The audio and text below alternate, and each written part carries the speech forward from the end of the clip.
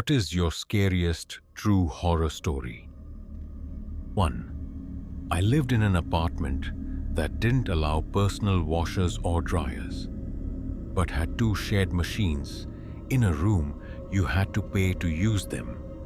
One time, while transferring clothes from the washer to the dryer, I heard knocking from the wall in front of me, where the machines were. 3 distinct knocks, like someone tapping on a door. I thought it was just the sound of pipes or machinery, so I ignored it. Then, I heard similar knocks from the wall next to me, connected to the hallway. I still didn't think much of it. After that, knocks came from the opposite wall. Then, suddenly, knocks came from all the walls at once, rapid and relentless. Just as suddenly, everything went silent. Right after, I heard knocks from the door behind me. After finishing drying my clothes, I calmly walked back to my apartment. I don't know what weird thing happened, but I refused to let it see me panic. Still, when I got back to my apartment, I was terrified. 2. I was at home with my dad, in the middle of the day, doing nothing, unemployed. We had a wood-burning fireplace in the basement that needed constant tending. My dad was in the basement watching the fire, while I was on the second floor in my bedroom. For some reason, I decided to go downstairs. As I was walking down, I heard my dad coming up from the basement stairs. I remembered I forgot something in my room, so I turned back immediately. A moment later, my dad walked into my room, pale as a ghost. He said he just saw a copy of me run past the basement door. The weird part, this copy was wearing different clothes than I was. Just thinking back to write this gives me chills. 3. When I was about 11, I was watching my younger sisters and brother while our parents went shopping. We lived in a rural area, near a neighbor we shared a driveway with. The neighbor was a fisherman, often away for work, and had been gone for months. Our bedrooms were on the second floor. By chance, I looked out of the window and saw a guy dressed as a clown on the neighbor's porch. He wore a tight black outfit, a painted clown face that looked creepy, and had wild red hair. Thinking I was dreaming, I called my sister to look. She saw him too. He slowly turned his head, looked straight at us, gave a creepy smile, and waved. Too scared to stay, we ran and hid under the bed until our parents came home. That damn clown. It was terrifying. 4. I live in Brazil and, with a friend, decided to hike through a rainforest in a southern state for exercise and to test gear before a longer trip to Patagonia. The hike was grueling.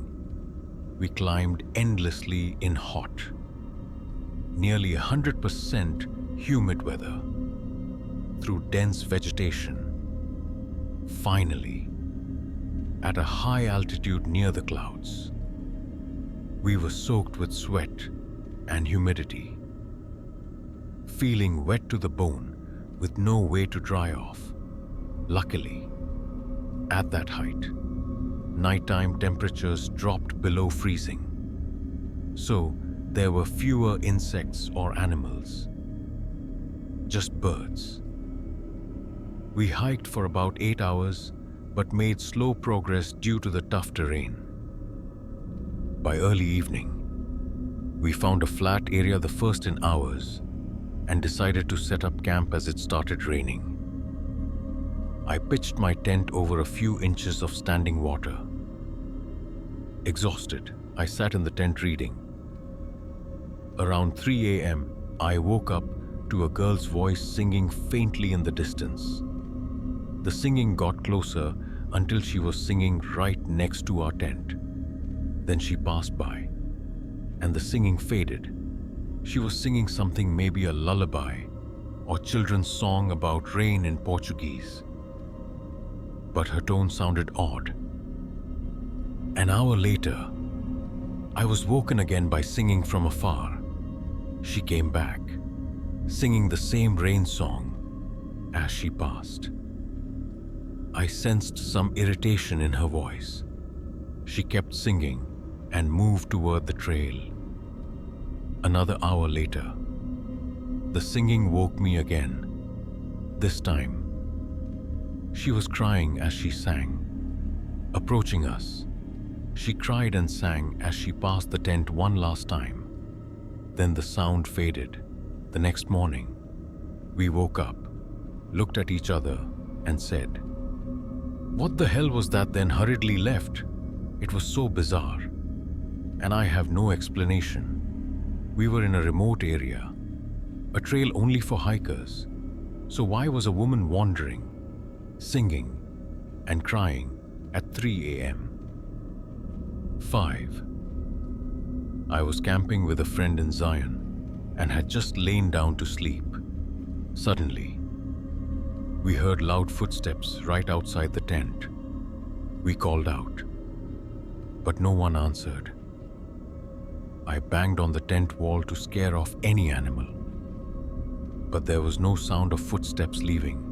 Looking outside, we saw nothing.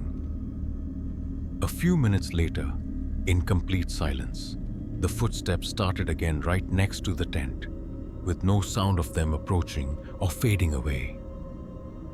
It could have been a deer or elk, but it was really scary. 6. My mom started work at 3 a.m. and got up around 2:30 a.m. for coffee. I heard her get up, so I went down to chat. She jokingly said she heard something outside, being a bit silly. I yanked open the living room curtains to tease her, only to see a guy standing there, staring inside. That was creepy enough. But what haunts me is that he didn't run or react for what felt like an eternity. While I panicked and ran to get my dad and brother, he just stood there, then slowly walked away. 7. I grew up in a haunted house where strange things happened.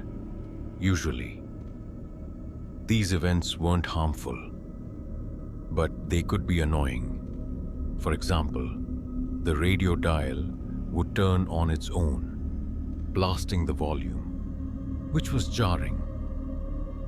When home alone, the scariest moments were when objects fell, sometimes toward me, or noises came from the kitchen while I was in another room. My mom called someone to deal with it, but afterward, the activity either stopped or got worse. We lived there for years, and most visitors had experiences, but we learned to live with it. One night, though, things got terrifying. All the cabinets in the house started opening and closing repeatedly, and the windows shook like they'd shatter. We panicked, evacuated immediately, and only returned during the day to grab our things after moving. It took years to shake the feeling that something was always watching. From my experience, if you feel something watching you, it's probably real. Stay strong. Don't show fear, and either acknowledge or ignore it deliberately. Otherwise, your fear might make things worse, and it could start toying with you. If you live there, find a way to coexist peacefully. Tip: place a ball on a flat floor and watch it. If it rolls slowly, you're probably fine. If it rolls fast or forcefully, I suggest ignoring the entity until you can cleanse the place or move. 8. I lived alone in an old house that used to be an army barracks, where many soldiers died. One night, before bed, I noticed the ceiling vent was slightly open, just enough to feel like something was watching through it. I ignored it and went to sleep. That night, I woke up freezing and felt something watching from the living room, where I left my bedroom door open every night. I stared into the living room for a while before falling back asleep. The next morning, I woke up lying straight, arms crossed over my chest, like in a coffin. Stranger still, my 4 cats were positioned around me, 2 on either side, 1 at my head, 1 at my feet. They'd never done that before. I realized they were protecting me from something in the house. 3 months later, I moved out. And since then, I've always kept a cat army with me for protection. 9. My dad's basement was finished, except for a dark, creepy storage room in the corner. In the main basement room, there was an elliptical machine. From the machine, if you looked over your shoulder, you could see part of the storage room door. One time, while exercising, I felt someone behind me. I glanced over my shoulder and saw a dark figure with pale gray eyes standing in the doorway, staring at me. I was house-sitting and knew no one else was home. I slowly got off the machine, ran to the bathroom to hide, and later mustered the courage to sprint past the storage room and up the stairs. That wasn't the first time I saw that gray-eyed figure. 10. About 25 years ago, my ex-wife and I were house-sitting for a few weeks. We noticed that every time we went up the basement stairs and turned off the light, it felt like something was about to grab us. Other than that, the house seemed normal. We slept with a wind-up alarm clock next to the bed, the kind that ticks and has a small alarm hand. To set it, you move the hand to the desired time, like between 6 and 7 for 6:30 a.m. We always set it for 6 a.m., never changing it. One night, at about 2 a.m., the clock blared. We both woke up, panicked. I saw a small figure, about 2 feet tall, dart out of the room. I thought I was imagining it, but my ex-wife shouted, "Did you see that we both described it as a little goblin-like creature?" When we checked the clock, the alarm hand had been moved from 6 a.m. to 2 a.m. It scared me to death. There's no explanation. Nothing else happened. But the creepy basement feeling lingered. 11. One night, I woke up to my bedroom door creaking open, in the dark. I saw a figure standing there. But when I turned on the light, no one was there. The door was still slowly closing, as if something had just left. Even creepier, the Nest smoke detector in the hallway lit up, detecting motion, though no one was there. Thinking about it still gives me chills. 12. While at university in England, I lived with American students in a house. They talked about a ghost of a girl who lived and died there. I didn't believe it, but found it interesting. The kitchen had one entrance, and to the right was a locked basement door where the ghost supposedly lived. I had the only key. Near Thanksgiving, we missed home and planned a group meal. Since the kitchen was small, a friend with no morning classes volunteered to stay up late cooking the turkey. That evening, we opened the basement door for the first and only time to get large cooking tools. At 2:04 a.m., I woke to my door rattling, like someone was pushing it, thinking it was a housemate at the wrong door. I ignored it, but 30 seconds later, a raspy female voice repeated hello every 5 seconds. It sounded like it came from my open window. So I thought it was a drunk girl walking back from a pub. I went to close the window, but no one was there. Then, the hello rang clear as a bell behind me. The door rattled again, and it stopped. I'd had nightmares or hallucinations when feverish, so I assumed I was dreaming and went back to sleep. The next morning at 7 a.m., the friend cooking said, "Last night was creepy. Around 1:50, I heard footsteps coming up the basement stairs. Then the door rattled. At 2:10, it rattled again, and I heard footsteps going down." She told me this before I mentioned my experience. 13. I worked night shifts at a nursing home for years and heard complaints about strange sounds, like footsteps. On the top floor, I didn't believe in ghosts, so I always checked alone at night. One night, I was changing a patient's clothes with a colleague on that floor. He said he heard someone walking. We were in the patient's room, and I had to go to a closet at the end of the hall for bed sheets. On my way back, I heard footsteps and rustling, like someone opening a plastic bag. Annoyed, I looked out and saw a large shadow pass the hallway. With footsteps and rustling sounds, the shadow was big, like a real person. I froze, too scared to leave the patient's room. I called another colleague for help because I was terrified. For 2 years, I checked the top and bottom floors alone without issues or seeing anything. But after that, I never went upstairs alone again and was always afraid. 14.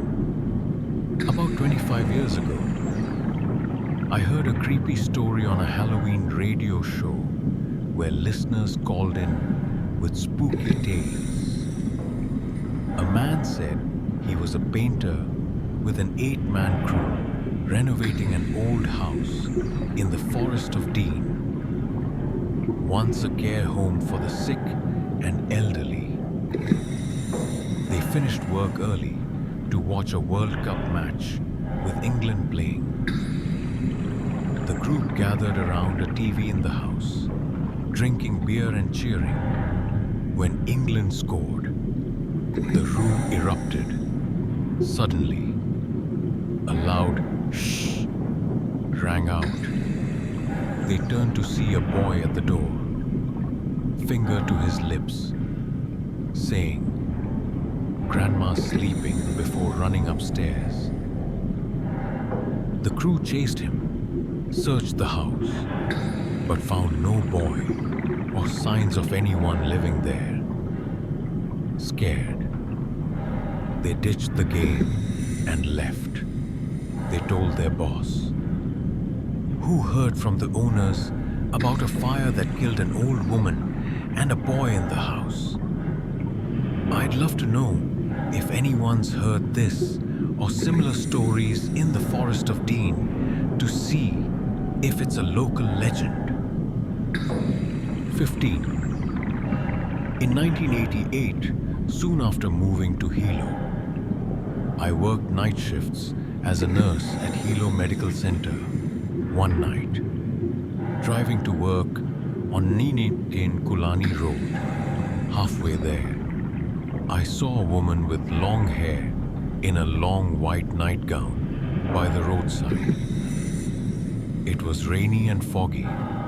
As a nurse, I thought she might be a psychiatric patient, so I slowed from 25 km/h to ask if she needed help. But as I got close, something distracted me for a second. When I looked back, she was gone. I was sure I saw a woman there, in a place where no one walks in a nightgown at night in the rain. I told my colleagues and called my husband to share the story. Everyone said I was lucky she didn't get in my car. That was the only time I saw her. Later, I heard it might have been Tutu Pele, a local legend, though I didn't know much about Hawaiian culture then.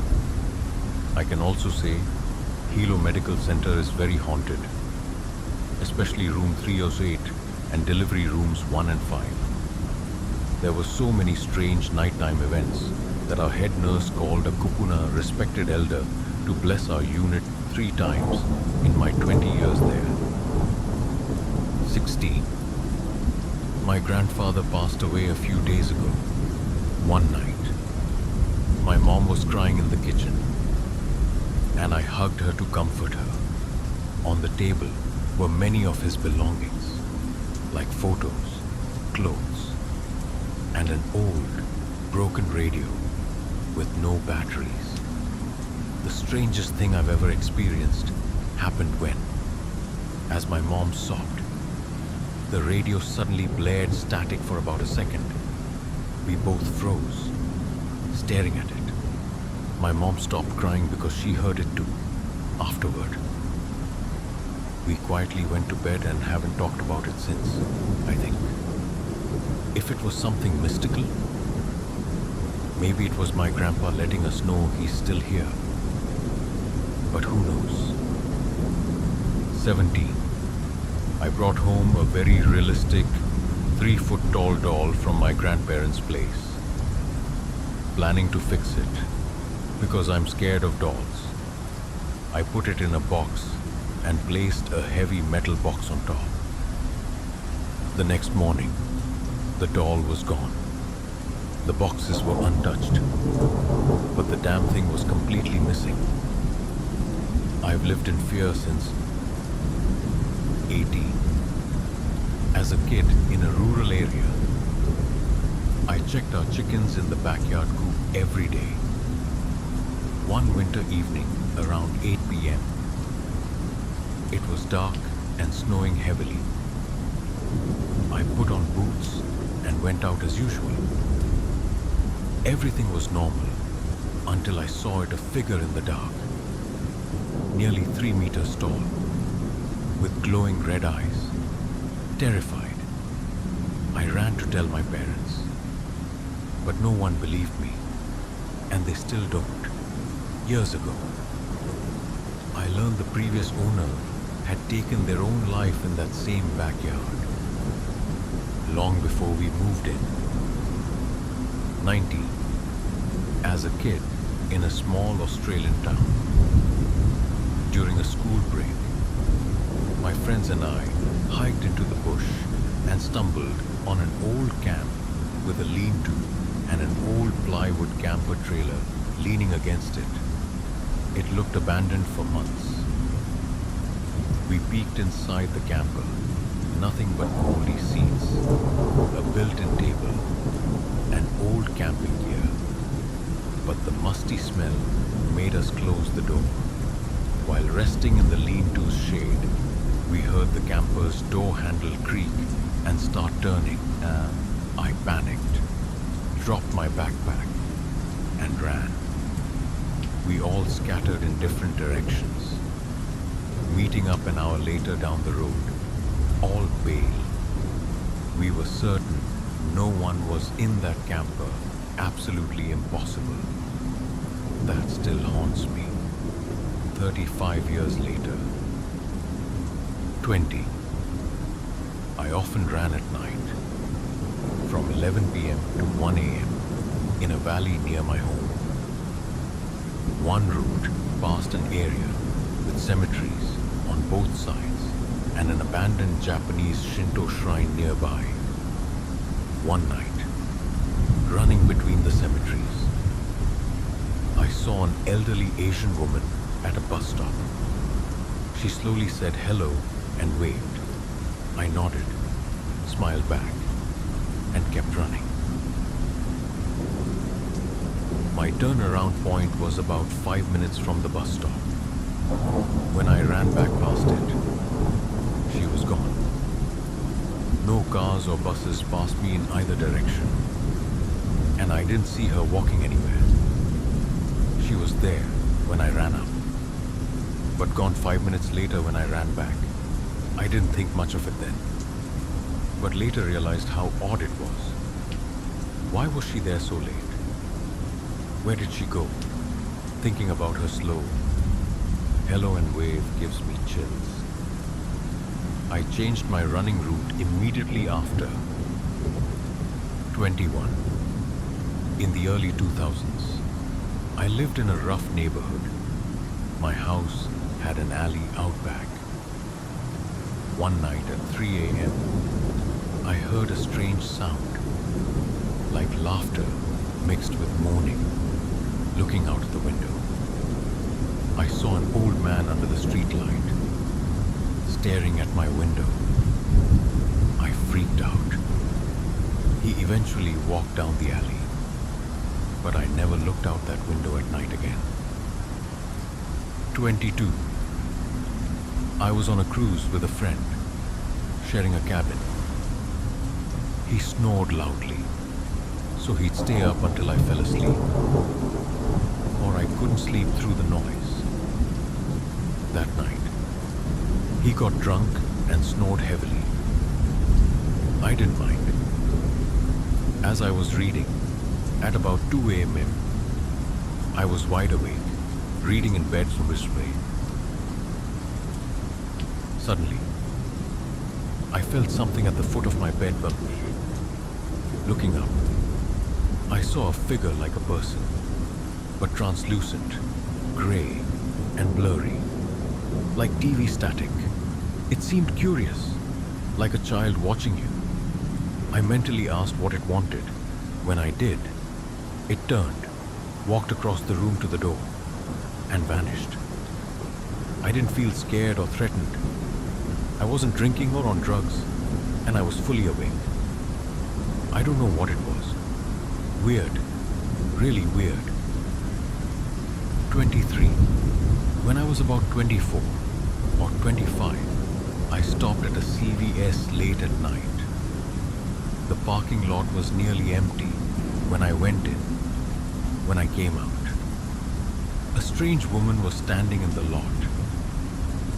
She had a creepy, eerie smile and completely black eyes, not dark circles, but like her eyeballs were pure onyx. She didn't look human. She stood near my car, staring as I got in, started the engine, and drove off. She didn't speak, approach, or do anything, just stared with that weird smile and black eyes. If it was near Halloween, I might have brushed it off. But this was May or June. I have no idea what was going on. 24. As a kid, my grandfather was a night watchman for a large, old-style church. My sister and I often went with him some evenings because it had a big gym with lots of exercise balls and toys, fun for running around. One night, as he was locking a room, my sister and I heard noises from the staircase behind us. Looking down, we saw an old woman leaving the building. She turned, looked at us, put a finger to her lips in a shush gesture, and left. We didn't think much of it then. We ran to ask Grandpa if anyone else was there that night. like for a meeting or class. He said no. It was just us in the whole building.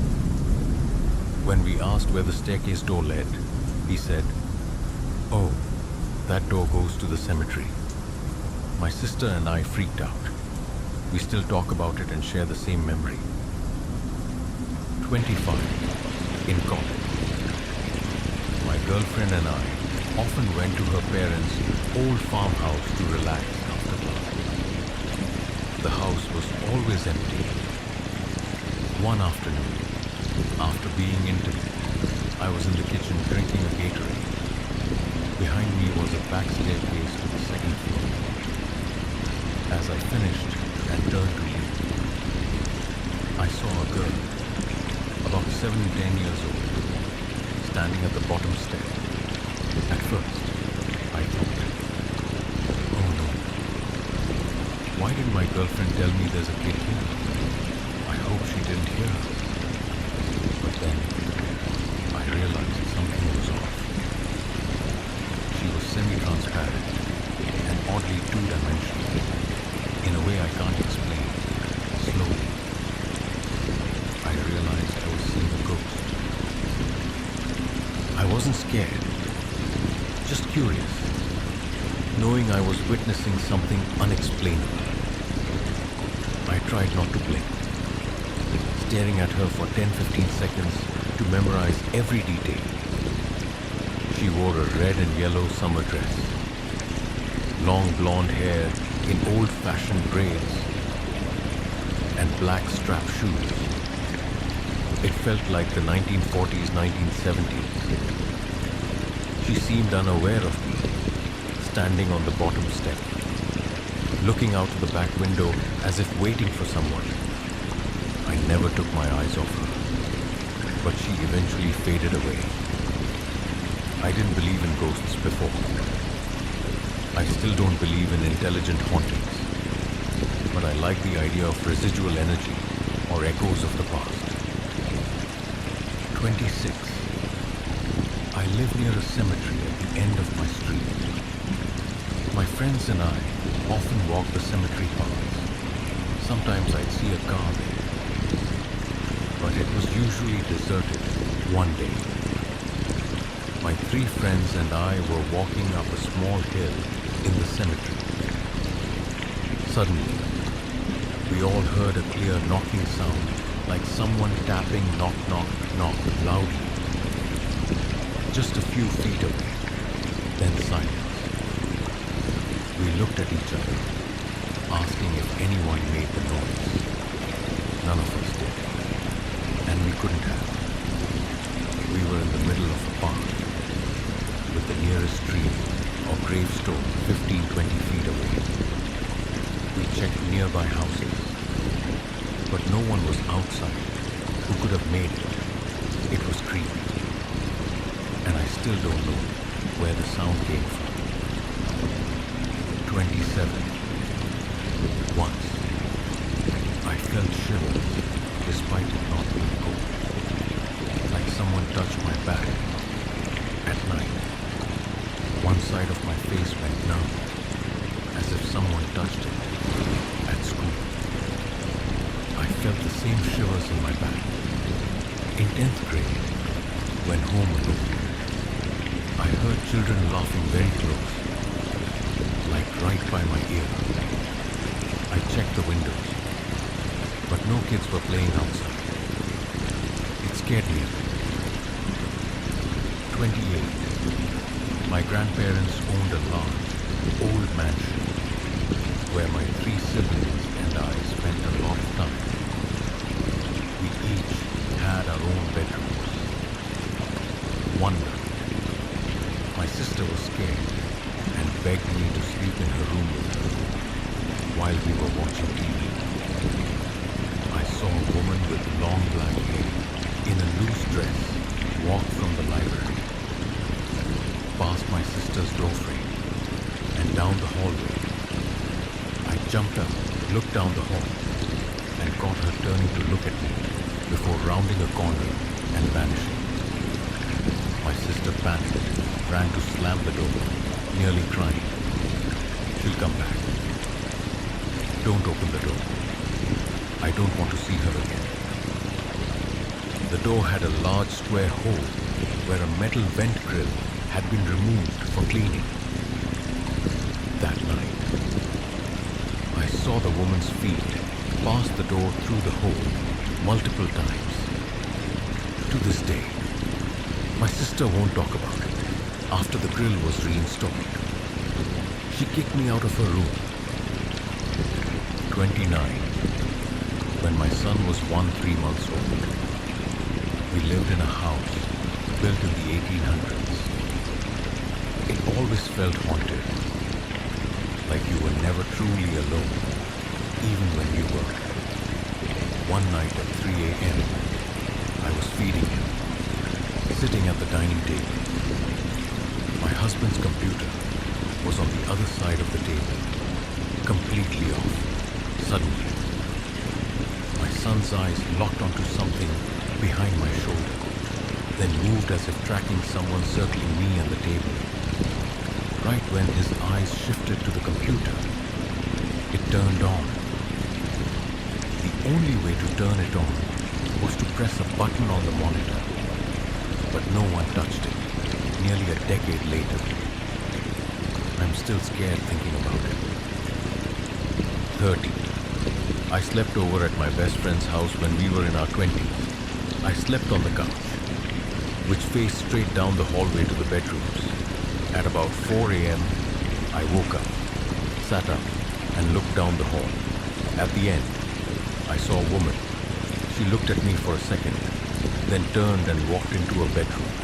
I heard the door open and close, though it never moved. The next morning, I told my friend. She said, "Oh, so you saw the woman my mom and I see her. My dad and brother always see a little girl, as far as I know. The woman and girl still linger in the house. Sometimes they still see them."